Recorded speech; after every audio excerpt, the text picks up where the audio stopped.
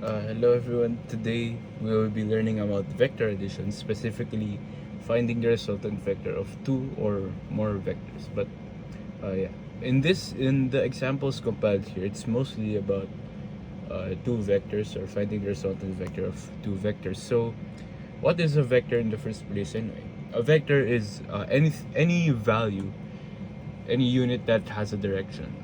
For instance, velocity, meters per second, it could be 20 meters per second to the west, 20 meters per second to the right, so on and so forth. Some examples of that are force, represented in newtons, weight, velocity in this case, displacement, and so on and so forth. There's a lot. And now we're going to be learning how to add them up into one resultant vector, basically a combination of all of them.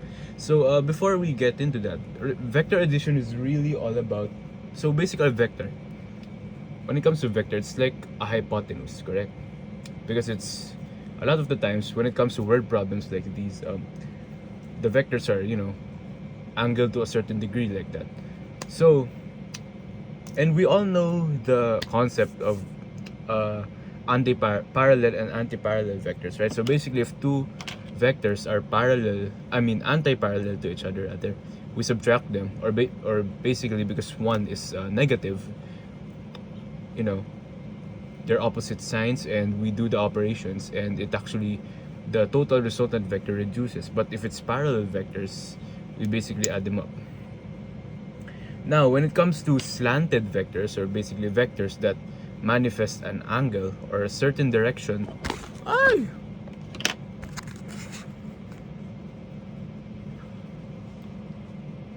Hello guys, today we will be learning about vector addition, specifically finding the resultant of two or more vectors. Now, this video will be basically about a lot of word problems that we can practice on about vector addition, and specifically using the analytical method, or the one that needs a calculator, not the graphical method, because the graphical method needs a protractor and a ruler and a scale. But for this one, we're going to be focusing on the analytical method, and this is the calculator I use.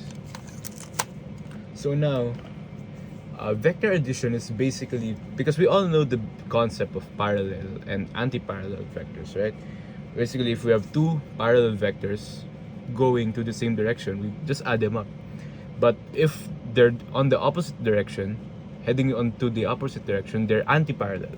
Anti-parallel meaning they're not, they have opposite direction. So one of the vectors, or both of the vectors have opposite signs.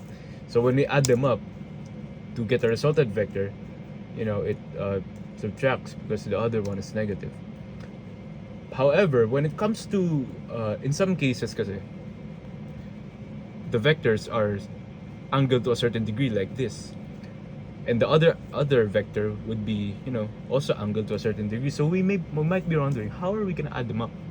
It's basically the same thing as the anti-parallel and parallel vectors as well, because for instance, this is the vector we have. This is a 30-degree angle right here. Now this vector right here, we can break them down into the opposite and adjacent side. Basically, a vector, we manifest it into a right triangle and find the opposite and adjacent side. And since those opposite and adjacent sides are actually just straight lines, and if we get the straight lines of a lot of these vectors, we can just combine them together, get one opposite side, one adjacent side, and then just use the Pythagorean theorem. Now, it might seem complicated at first, as I'm saying it, but we're actually gonna get to understand this concept the more we practice. So let's head on to the first word problem. So for our first word problem, a vector has an x component of negative 25.0 units and the y component of 40.0 units. Find the magnitude and direction of the resultant vector. Okay, so here for our first problem, let's angle this down here. So we have a vector that has an x component of negative 25 units. So we can denote this with any letter we want. We could use A, we could use B, I'll use U. Negative 25.0 units.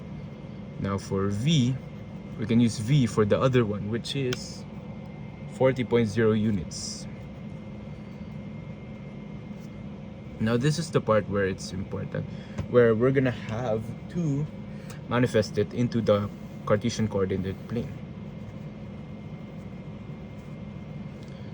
Now, since it says here negative 25.0 units, and as we said a while ago, I don't think I said it, but a vector always has a direction.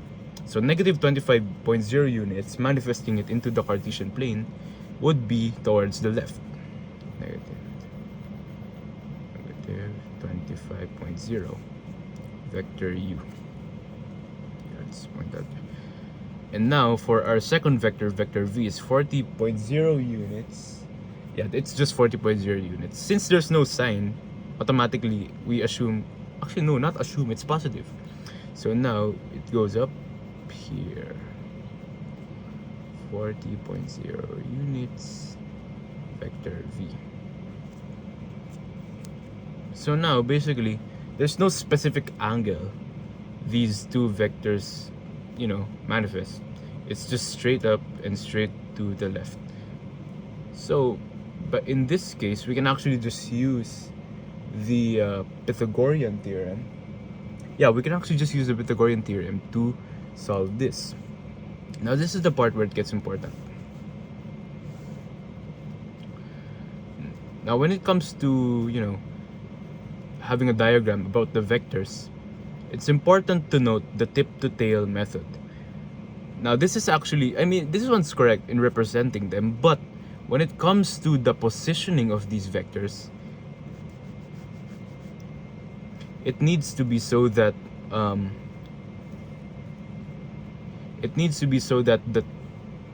tip here, the tip of each vector is touching the tail, or basically the arrowhead of another vector. It can't be like this where both ends of the vectors are actually connected to each other. No, it needs to be so that, let me grab another pen here. Grab another pen. So basically, let's say these are the two vectors, right? This is the bottom end, this is the arrow, bottom end, arrow.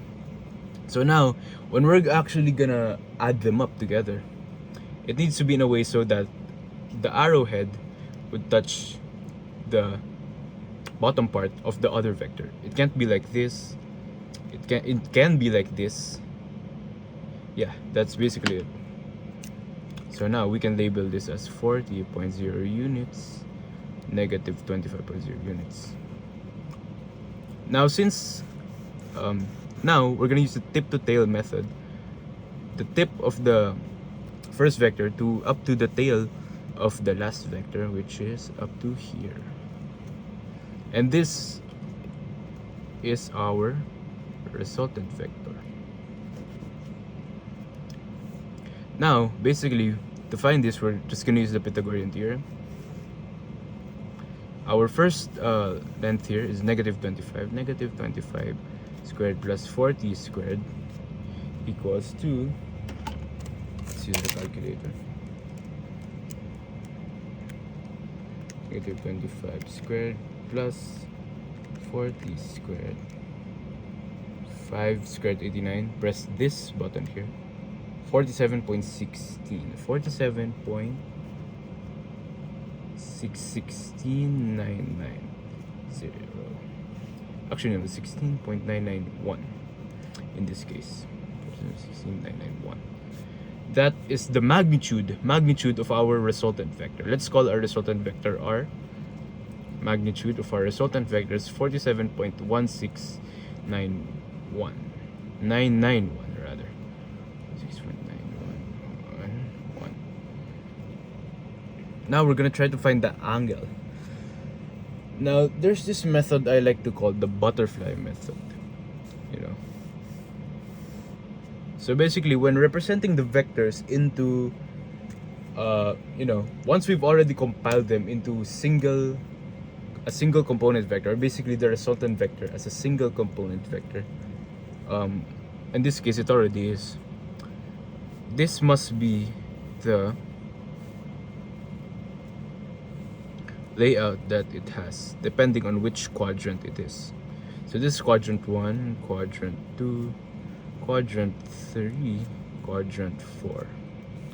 And these are the angles in which they refer to. Now quadrant 1 will always have the components of it as positive and positive. Why? Because it's located here, and this is positive y-axis, this is a positive x-axis. Now I guess you can already tell what the second quadrant would be. So it would be a negative x-axis and a positive y-axis. Quadrant 3, negative, negative. Quadrant 4, positive, negative. Now in this case, if we're going to represent this into a component vector, this right here, it would be negative 25 and positive 40. In this case, we can already tell that this is related to, or basically positioned onto the second vector, quadrant 2. So now when we're actually gonna find the angle of it, we're gonna be finding this one. As you can see, using the butterfly method, because it looks like a butterfly, we're actually finding this angle right here on the Cartesian plane here. So now to find that, we're gonna be using tangent, the tangent function here, basically tangent inverse here. So to do that, the formula would be tangent negative 1 y over x. Y refers to the y component of the vector, x component of the vector here. So basically tangent negative 1. So we have here 40, we have negative 25. So typing that into the calculator, tangent 40 over negative 25, negative 57.9946. So let's write that there, negative 57.9946 degrees. Now this isn't our final answer yet. Now again, this refers to the angle here, but when it comes to finding the angle of the resultant vector, it needs to start from the x-axis of the first quadrant, basically here, basically this one right here. It needs to be the angle from here up to here. Now since this one is 57.9946 degrees, we can actually just ignore the sign for in this case, because we solved it as if it's a right triangle, you know. So now we're gonna try to find the angle here. Since this angle here is 57.9946 degrees and this entire segment here is 180, what do? We can actually just solve it. It's basically 57.9946 degrees plus x equals 180 degrees. It's not really seen on the camera. Yeah, there we go. Now if we subtract both sides by this, it would be 180 minus 57.9946 degrees, and actually we could just plus 180 this one, plus 180 equals 122 degrees. Yeah, let's just represent that as 122 degrees. And that is our answer. The final resultant vector would be 47.16991 units with the direction of 122 degrees from the east.